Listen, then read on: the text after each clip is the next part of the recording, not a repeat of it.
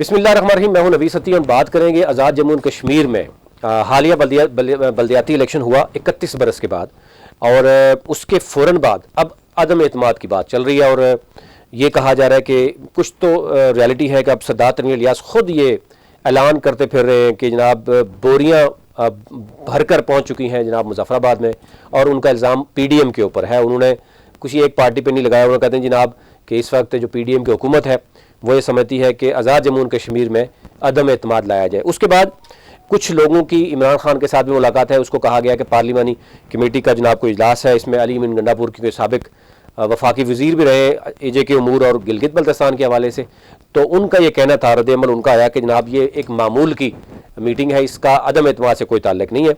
दो तरह की राय मौजूद है अगर हम ओवरऑल देखें।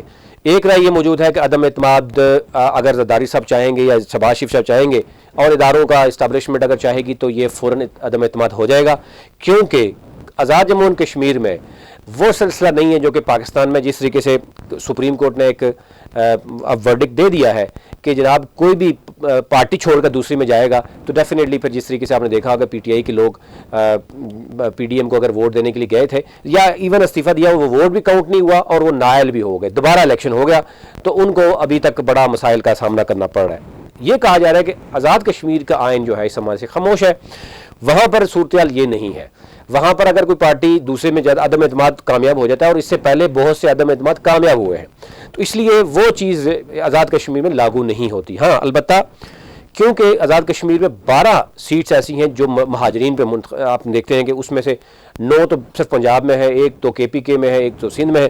तो यानी पंजाब का अगर पंजाब में गवर्नमेंट चेंज होती है, एक PTI की गवर्नमेंट ख़त्म हो जाती है, तो उसके बाद फिर नून लीग के असर में वो आ सकते हैं और आसानी से अदम एतमाद लाया जा सकता है। पहली कहा जा रहा है कि जनाब पोजीशन तो यह है कि पीपल्स पार्टी या नून लीग मिल के लाएँ और कुछ लोगों को PTI को साथ शामिल करें।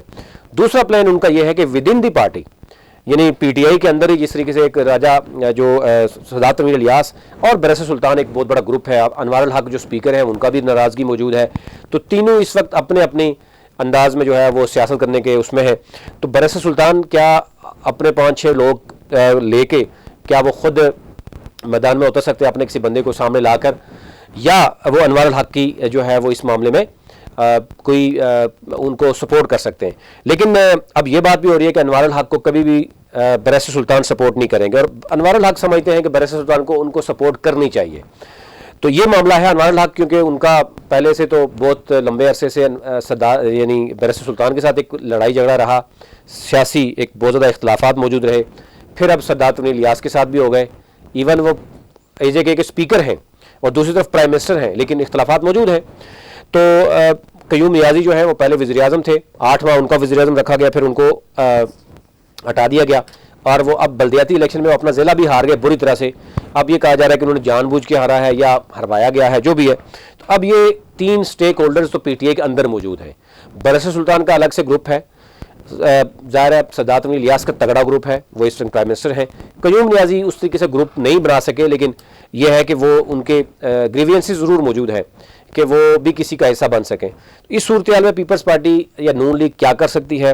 पहला प्लान ए है कि वो खुद आएँ, दूसरा यह है कि विद इन दी पार्टी वो किसी तरीके से वो करें। और ये कहा जा रहा है कि क्योंकि जब से ये मंगला वाला इशू हुआ है, सरदार तनवीर इलियास और शहबाज शरीफ की लड़ाई हुई है, तो उसके बाद ठन गई है, अगले दिन ही उन्होंने सेंटर्स बंद कर दिया, और एक ठन गई है कि जनाब ये ज़राए बता रहे हैं कि सरदार यानी जो मियाँ शहबाज शरीफ साहब हैं उन्होंने ज़रदारी साहब से भी बात की है कि इस शख्स को वज़ीर आज़म के ओहदे से हटाना जो है वो ज़रूरी है।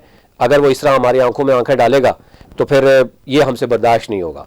उस सूरत हाल में कहा जा रहा है कि कुछ मेंबर्स ऐसे भी हैं कि जो सरदार तनवीर इलियास के सिर्फ इस पॉइंट पे ही उसके साथ डटे खड़े हैं कि जनाब क्योंकि उसने शहबाज शरीफ को आंखें दिखाई हैं कि मंगला डैम के मुतासिन के ऊपर बात करने से या वहाँ के प्राइम मिनिस्टर की इंसल्ट की गई कि उसको बताया ही नहीं गया, और बगैर बताए आप उस रियासत में जाते हैं और प्राइम मिनिस्टर को बुलाए बगैर वो आ भी जाता है और उसको वहाँ बात भी नहीं करने दी जाती।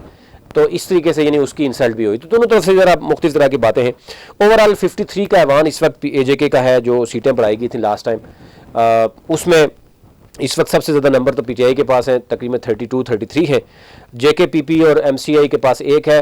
पीपल्स पार्टी और नून लीग मिलकर ज़ारा उनके पास ऑलरेडी 18-19 मेंबर्स तो ऑलरेडी है, तो मज़ीद 7 लोग उनको चाहिए होंगे। तो उस सूरत हाल में क्या होगा, और ये अभी कुछ भी कहना कबल वक्त है। लेकिन सरदार तनवीर इलियास के बारे में ये भी कहा जाता है कि जनाब जरदारी साहब को वो उनको नहीं छेड़ेंगे, ना ही नून लीग उनको छेड़ेगी, बाकी कोई भी नहीं। हाँ, अगर कोई मामला हुआ भी तो बहुत संगीन नोयत का हो सकता है।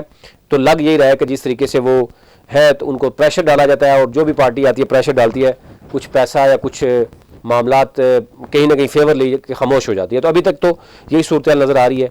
दोनों तरफ से ये हकायक, दोनों तरफ से कुछ चीज़ें ऐसी हैं कि दोनों तरफ से क्लेम यही हो रहा है कि जनाब सरदार तनवीर इलियास के लोग समझते हैं कि ये पॉसिबल ही नहीं है कि अदम एतमाद आए सरदार तनवीर इलियास के खिलाफ, वरना हम पता नहीं दमादमस्त कलाम करेंगे, कश्मीर में ये होगा वो होगा, पब्लिक बाहर निकल आएगी। इसी तरह दूसरी तरफ से ये कहा जा रहा है कि जनाब नहीं, अदम एतमाद हम कामयाब करेंगे और कानूनी तरीके से हम करेंगे। तो लेट्स सी ये कब होता है। लेकिन एक तरफ पहले ही आपने देखा होगा अदम एतमाद जो आया, उसके बाद मुल्क की क्या हालत है। अब आज़ाद कश्मीर में भी अगर ये सूरत हाल होगी तो फिर पीछे एक एजे के गिलगित बल्तिस्तान बचेगा, तो अब उसमें क्या होगा ये भी आपके सामने जो है ना वो होगा। अभी तक लिए इतना ही। अपने मुल्क का ख्याल रखिए। चैनल को ज़रूर सब्सक्राइब कीजिए ताकि हर नई आने वाली वीडियो आप तक पहुँच सके। बहुत शुक्रिया।